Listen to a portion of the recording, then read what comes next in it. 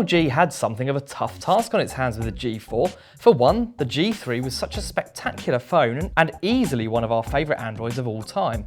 So in addition to improving on that phone, LG also needed to beat Samsung's amazing Galaxy S6. The first thing to note is the design. It's nice, and LG has introduced a new curve to the phone.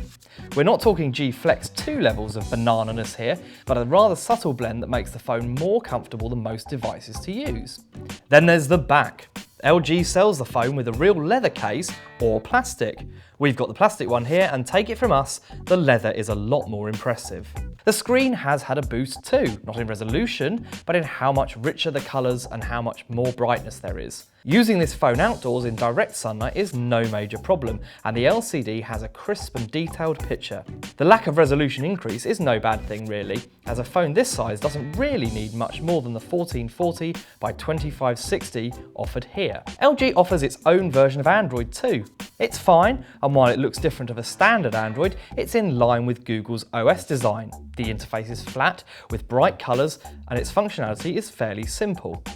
We like LG's smart notifications that give you updates about the weather and remind you to clean out your old temporary files to save space. Most phones don't do this, so it's a great way to free up storage on your phone. Using the Qualcomm Snapdragon 808, this phone sits one place off the top in terms of speeds. But that's fine because Qualcomm says that the 808 is better optimised for the screen resolution LG is using. The phone is certainly fast and lag-free, and the 3GB of RAM plays a big part in this speedy performance.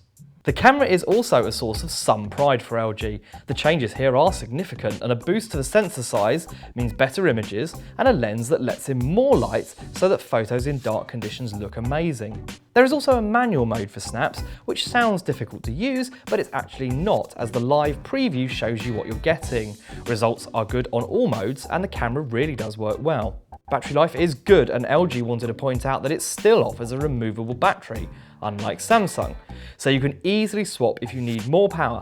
But in fact, the battery performance is really good, and you will get a day out of this phone with little effort. There's also a removable SD card if you want to add some capacity to this 32GB phone. All in all, the G4 is a modest but worthwhile update to the G3.